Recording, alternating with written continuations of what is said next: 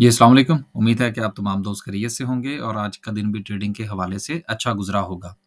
एक और अच्छा दिन मार्केट के लिए लेकिन मार्केट की क्लोजिंग जो है वो 74 पॉइंट्स नेगेटिव में हुई। कोई इतनी बड़ी नेगेटिविटी नहीं है। और आपको कल याद होगा कि कल की वीडियो में जो कैंडलस्टिक थी उसको डिस्कस करते हुए हमने इस खदशे का इज़हार किया था कि आज के दिन यानी कि कल जो है वो मार्केट में प्रॉफ़िट टेकिंग देखी जा सकती है और क्लोजिंग भी नेगेटिव हो सकती है। लेकिन जो क्लोजिंग हुई है वो सिर्फ़ और सिर्फ़ 74 पॉइंट्स है जो कि यकीनन को बहुत ज़्यादा नहीं है। लेकिन वजह ये है कि इतने बड़े लेवल पर जाके 74 पॉइंट्स को इतना कंसीडर नहीं किया जाना चाहिए। लेकिन चूँकि पहली बार ये काम हो रहा है हमारे यहाँ, तो इसलिए जो है वो लोग थोड़ा पैनिक हो जाते हैं। लेकिन क काफ़ी अच्छी खासी प्रॉफ़िट टेकिंग थी। हमने भी आज कुछ पोज़ीशंस जो हैं वो काटी, बल्कि अच्छी खासी काटी और फिर इस ज़हन के साथ कि देखते हैं कि अगले 1 आध दिन में मार्केट जो है वो किस तरह से परफ़ॉर्म करती है। मार्केट का आज का हाई जो है वो 71,850 का रहा रफ़ली और क्लोजिंग जो है वो 71,400 के करीब है। तो रफ़ली 400 पॉइंट्स जो हैं वो आज मार्केट में प्रॉफ़िट टेकिंग देखी गई जो कि कोई इतनी ज़्यादा बड़ी नहीं है कि जिसको बहुत ज़्यादा कंसीडर किया जाए। ड्यूरिंग द डे जो है वो हमेशा से ये मामलात जो है वो चलते रहे हैं। लेकिन मार्केट की क्लोजिंग जो है वो चूँकि हमारे क्लोजिंग जो है वो नेगेटिव में है और लो के करीब है, तो इसलिए हो सकता है ये कैंडलस्टिक पर चलेंगे तो मज़ीद देखेंगे कि क्या मार्केट जो है वो मज़ीद प्रॉफ़िट टेकिंग का शिकार हो सकती है या नहीं। अ, 74 पॉइंट्स की कमी के साथ अगर हम सर्किट ब्रेकर की बात करें, तो आप ये देखिए ना कि माशाल्लाह से 10 कंपनीज़ जो हैं वो तो आज भी हमें अपर कैप में नज़र आ रही हैं जिसमें टॉमसिल है, टीजीएल है, ऑक्टोपस है, बीजीएल है, चले हमारा शेयर भी अपर कैप हो गया। अ, बात ये है कि अपर कैप में जब तक आपको कंपनीज़ जो हैं वो मौजूद नज़र आएँ और उसमें वॉल्यूम जो है वो भी कब कदरे अच्छा हो, ख़ास तौर पर टीजीएल जैसी बड़ी कंपनी जो है वो भी शामिल हो, तो यकीनन जो है वो इस खदशे का इज़हार नहीं करना चाहिए कि मार्केट जो है वो बहुत नीचे जा रही है। लेकिन आप जो सबसे अहम चीज़ जो देखने वाली है वो आप ये देखिए कि मार्केट जो है वो बारी-बारी चल रही है। अ, टका के जो है वो मार्केट के अंदर जो है वो हमें पॉज़िटिविटी दिखाई फर्टिलाइज़र सेक्टर ने। उससे पहले जब मार्केट चलनी शुरू हुई थी तो आपको याद होगा कि ऑयल एंड गैस सेक्टर ने बहुत ही ज़बरदस्त परफ़ॉर्म किया था। देन उसके बाद कमर्शियल बैंक्स ने बहुत ज़्यादा परफ़ॉर्म किया था। फिर उसके बाद सीमेंट सेक्टर की बारी आई थी और पिछले दिनों सीमेंट सेक्टर जो था वो थोड़ा-सा जो था वो प्रॉफ़िट टेकिंग का शिकार हुआ। अब आज सबसे ज़्यादा परफ़ॉर्मेंस जो है वो सीमेंट सेक्टर की है। तो बात ये है कि मार्केट का इस तरह से चलना कि तमाम के तमाम सेक्टर्स परफॉर्म ना कर रहे हों, ये नई अपॉर्च्युनिटीज़ को जन्म देता है। ये सबसे अहम बात होती है स्टॉक मार्केट के हवाले से जिसको समझने की ज़रूरत होती है। अगर सारी ही मार्केट परफॉर्म करती चली जाए, तो फिर क्या होगा? फिर तो ये होगा कि फ़र्ज़ कीजिए आपने एक शेयर बेचा, देन फिर आप गए। अब आपकी समझ में नहीं आ रहा कि मैं क्या करूँ? लेकिन जब इस तरह की मार्केट परफ़ॉर्मेंस दे रही होती है कि कुछ सेक्टर्स जो हैं, वो परफ़ॉर्म कर रहे होते हैं और कुछ सेक्टर्स जो हैं, वो प्रॉफ़िट टेकिंग का शिकार होते हैं, तो इसका मतलब ये होता है कि आपके पास अपॉर्च्युनिटी मौजूद है। आप अगर सीमेंट सेक्टर में से एग्ज़िट लेते हैं, तो आप कमर्शियल बैंक्स को देख सकते हैं, फर्टिलाइज़र्स को से देख सकते हैं, ऑयल एंड गैस को देख सकते हैं। मैं किसी मखसूस का नाम इसलिए नहीं लेना चाहता कि वो भी बात जो है वो कुछ क्लियर नहीं हो पाती।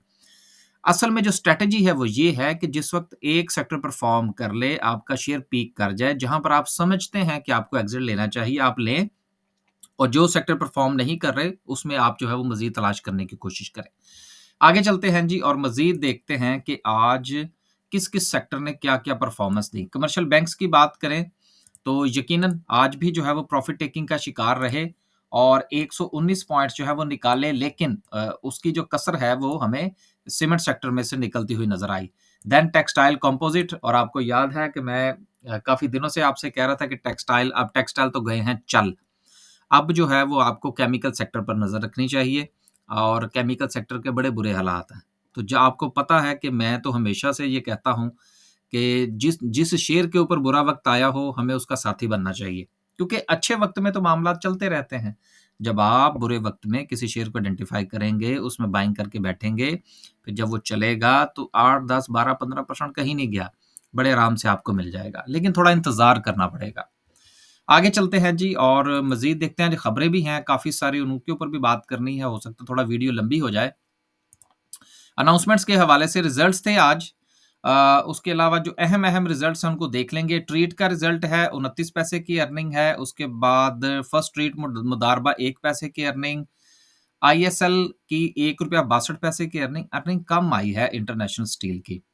पीआईबीटीएल बहरहाल प्रॉफ़िट में आ गया और 19 पैसे की जो है वो अर्निंग दिखाई। देन उसके बाद किसी ने अगर दिया दिलाया है, यस, हबीब बैंक की बहुत अच्छी अर्निंग है, ₹10 की अर्निंग और ₹4 का डिविडेंड। तो ₹10 की अर्निंग उसकी पहले क्वार्टर की, तो मल्टीप्लाई बाय 4 40, और इस वक़्त जो 40 वाले शेयर्स हैं, वो सारे के सारे 200 पे हैं। बात सोचने वाली है। आगे आप लोग खुद समझदार हैं। मैं किसी को कोई शेयर सजेस्ट नहीं कर रहा। उसके बाद आगे चलते हैं जी, बोलान कास्टिंग है ₹5.97 की अर्निंग है, दिया दिलाया कुछ नहीं। आदमजी इंश्योरेंस है ₹1.83 की अर्निंग है, सिंध मुदारबा एंड सो बाकी आप देख लीजिएगा। आगे चलते हैं जी और पहले कुछ 1-2 खबरें हैं उनको शामिल कर लें। पहली खबर ये है कि पाकिस्तान के हवाले से कल हमने खबर पढ़ी थी कि जो आईएमएफ के बोर्ड के हवाले से जो स्केड्यूल जारी हुआ है, जो शेड्यूल जारी हुआ है, उसमें पाकिस्तान का नाम शामिल नहीं है, आपको याद होगा। और मैंने साथ में ये भी कहा था कि ये खबर कोई इतनी ख़ास जो है वो अहमियत नहीं रखती कि इसकी बुनियाद पर मार्केट जो है वो डर जाए। अब ये एक और खबर आ गई है, डॉन में छपी है आज कि जी 29 अप्रैल को जो होगा इजलास, उसमें पाकिस्तान की जो है वो मंजूरी दे दी जाएगी।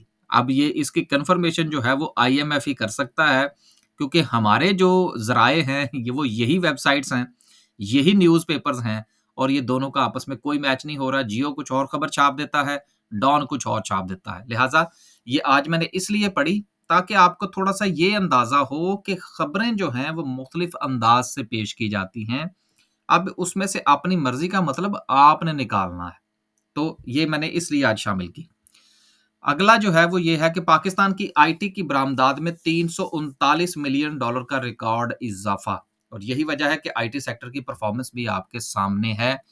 जिन दोस्तों के पास आईटी के शेयर्स हैं, यकीनन परफ़ॉर्मेंस जो है इनकी तरफ से आ चुकी है। अब उनको प्रॉफ़िट टेकिंग करनी चाहिए थी अगर उन्होंने की है, लेकिन अगर नहीं की, तो मज़ीद इंतज़ार कर लें, मार्केट इंशाल्लाह आपको मौका देगी।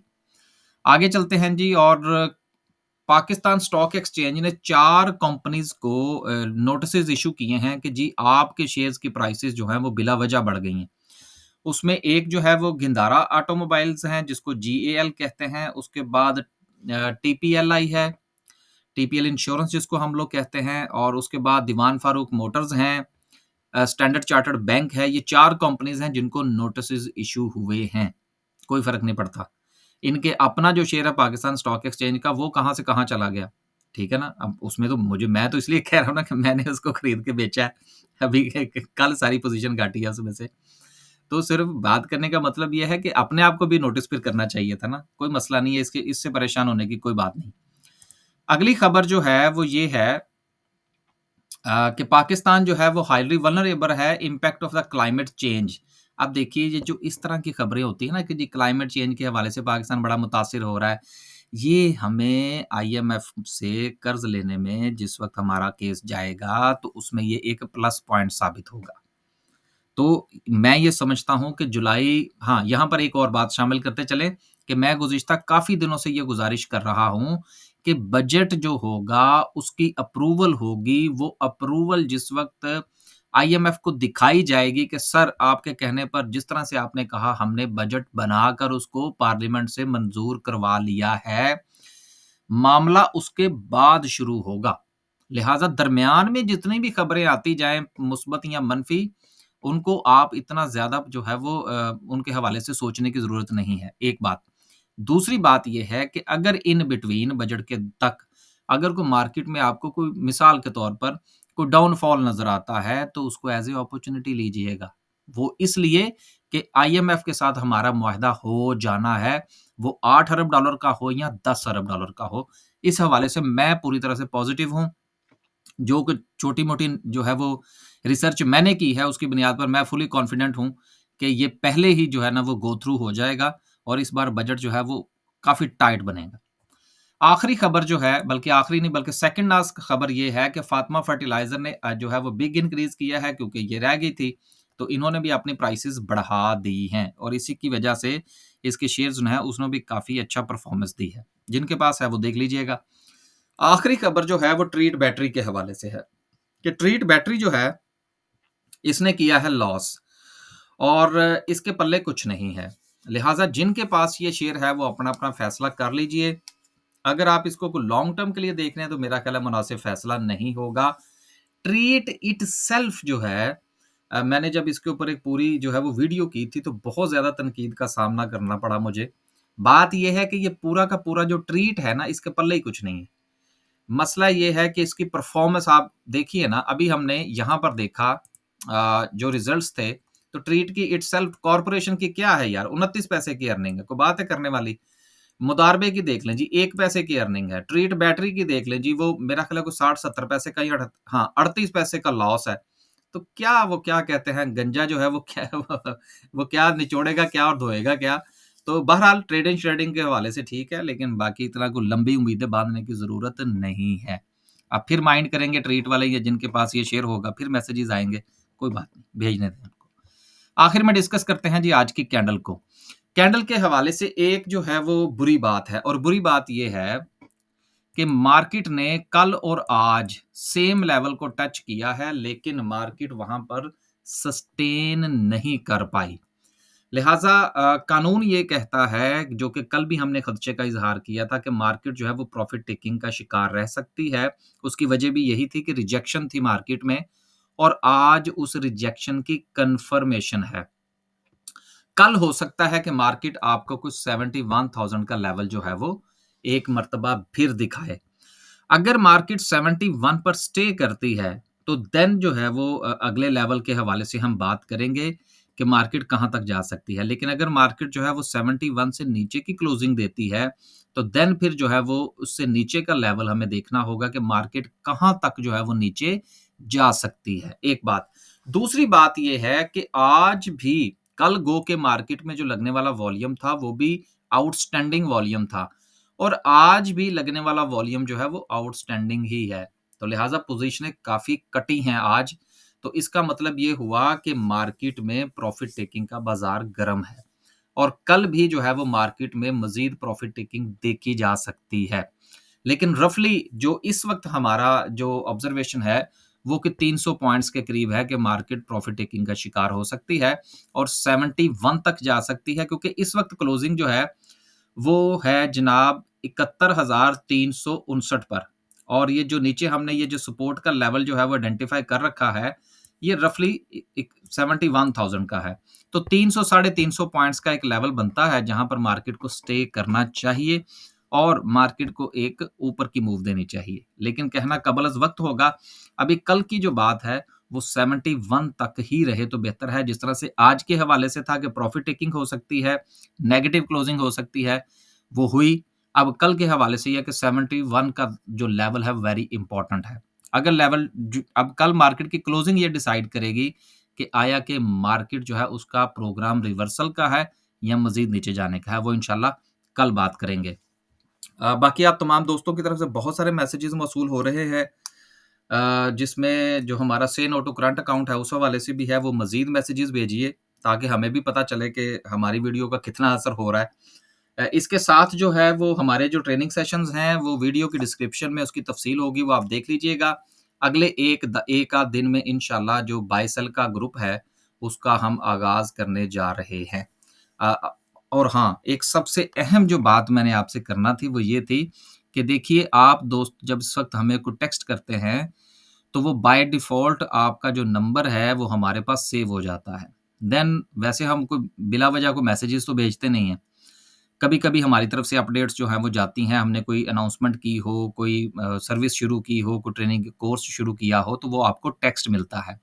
अगर आप समझते हैं कि आप जो है वो टेक्स्ट आते जाएँ तो ठीक है, लेकिन अगर आप ये समझते हैं कि नहीं यार ये हमें ये टेक्स्ट नहीं आने चाहिए, तो आप एक छोटा-सा टेक्स्ट भेज दें कि जी मेरा नाम जो है वो उसमें से निकाल दें, तो हम आपका नाम डिलीट कर देंगे। इजाज़त दीजिए, अल्लाह हाफ़िज़।